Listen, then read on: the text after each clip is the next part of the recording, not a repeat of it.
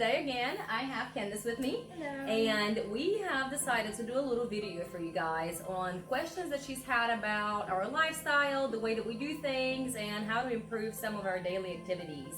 So, Candace?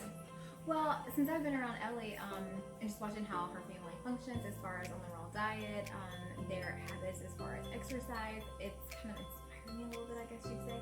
And so I've been wanting to make better choices for my family. Not that we have terrible choices all around, we don't, but I want them to be better.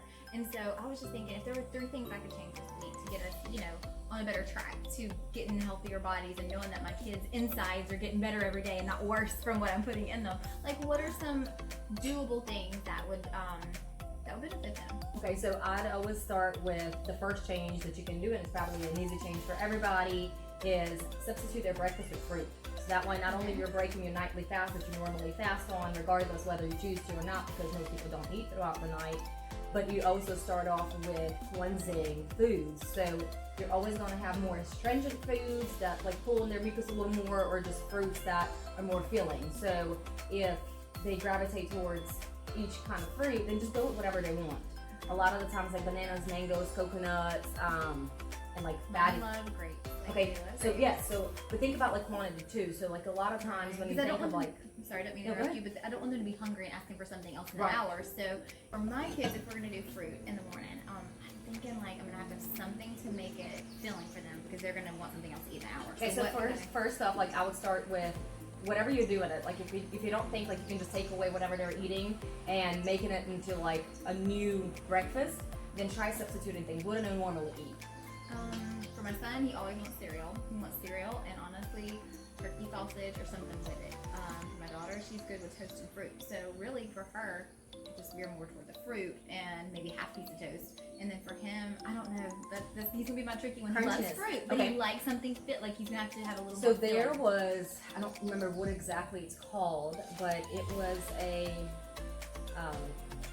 coconut cacao crunchy mixture that I would use for, like, that was right years ago. So like I would use for him to substitute from the cereal. So I found it at Whole Foods. I'm not sure if they still do it, but it's like in their little bins of food. So a lot of times, like I would just get like a bunch of like in bulk, and I'll use that. Almost like a mix of something. Yeah, it's still cereal. No, it's not even nuts in it. It's a very based like coconut cluster. Okay.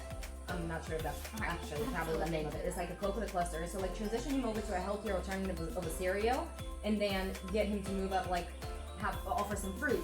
At first he may not really want it, but if it's there, he's gonna pick on it. Like how sometimes when he's at the house, he's not necessarily wanting the grapes, but they're out there, so he's gonna reach for them. Right. So slowly substitute that. Use the fruit he likes first. Yes. Oh, absolutely. Like whatever he likes, and as much as he wants. And that's another thing that a lot of people don't understand with transitioning is you're used to your child eating a plate of food that's this big, right? Right.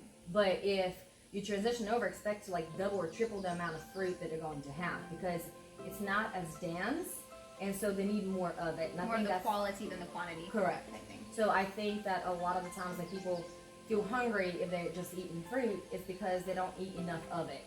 So just to give you an example, this morning Alex had 3/4 of a watermelon, and Brayden had about almost a full watermelon for breakfast.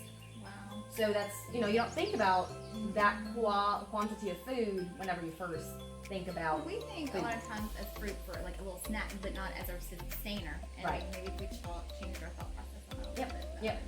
Absolutely. Another thing, we eat a lot of chips in my house, which I think a lot of us Americans, that's our go-to snack. Chips is my go-to snack, but I don't want it to be. Okay. Like, what is some really good options? All right, so because you like chips, and obviously right now in Louisiana weather, you can't dehydrate a lot of things.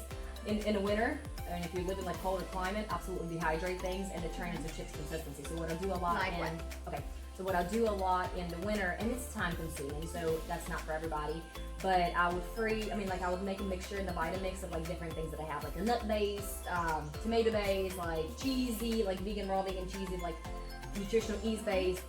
I'll dehydrate them, put them into little squares, and call them my chips, and then I'll use them in dips, and they're super good. The only thing with dehydrated stuff is you'd have to keep them actually closed off, because then reabsorb that moisture and it turns soggy. So I keep them in the freezer. I have like a bunch of bags of those, and I just pick on them. They're really fattening, but so is chips. Another option, if you don't really have the time to dehydrate or don't live in Louisiana, is doing like the grain-free chips. I mean, there's so many options. Whenever we first started doing this, there weren't that many options to go to.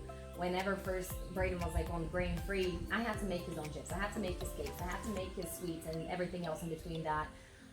However, for going to the store now, there's a couple of brands that I really like. I'm not sure what the chip name is, but it's grain-free, completely grain-free. You can get it almost from any store. Simple Meals has a gazillion different flavors and textures, and it's all grain-free. So those are all better choices. Where do you find those? Everywhere. Whole Foods? Everywhere. Okay. Before, like 4 or 5 years ago, it was just Whole Foods, or you have to order them off of Amazon. You which just I'm not willing even to do. Target. You have them at Target, you have them at Albertsons, you have them at Walmart. Like I've seen them everywhere now since I guess So everybody's it's just changing. choosing a different kind of chip maybe to eat out of the better Yeah. ingredients. Yeah, absolutely. I mean, I still like chips, and like. And I'm not saying I will take them away completely, but I need to knock out some of the Doritos like that used to get. Yeah, Like, and I get that. So. Or look, like another alternative, like better chips, even if they're not a fan of the grain-free chips, doing like a tortilla chips, like a simple 2-ingredient. Look at the back of the ingredients and see how many ingredients. If you start to the point where you can't pronounce the name of the ingredient, put it back on the shelf, find something easier. Yeah, I've noticed the tortilla chips you can find them literally with just corn, Salt. it's like 3 different ingredients. Corn, and I didn't salt, realize, and oil. Like the local, sometimes there's local places that like the place here we have in Gonzales makes the local chips. You can get them at local markets. So that's a good option. So I think that's like a great transition option because they're not getting as many flavors, but they're still getting the crunchiness and the alternative of like what they actually want or their body craves at the moment. Okay, well that's very helpful. So my other thing is chocolate's a go-to for me. Like when my kids want something sweet and they're saying, "Mom, can I have?" They want to stop at the gas station like on the way home from school and they want to get something literally off the shelf, Hershey's, whatever, Snickers, whatever chocolate bar. What is something like I can kind of carry with me that's going to give them a sweet fix, but not going to be that chocolate bar off the shelf? Okay, so you can have a few different options. First off, transition up from the milk chocolate to the darker chocolate, so the percentages will go up. They as do they like dark go. chocolate, Okay, so that's good. Okay. Another thing is for at home stuff, you can mix up your own chocolate and make it off of like, I know this sounds really weird, but avocados. Yeah, that does sound really weird. But- Please tell okay. us how you do that. Okay, so my dad came over last year for Christmas, and we're having like this raw vegan like cook-off with the boys.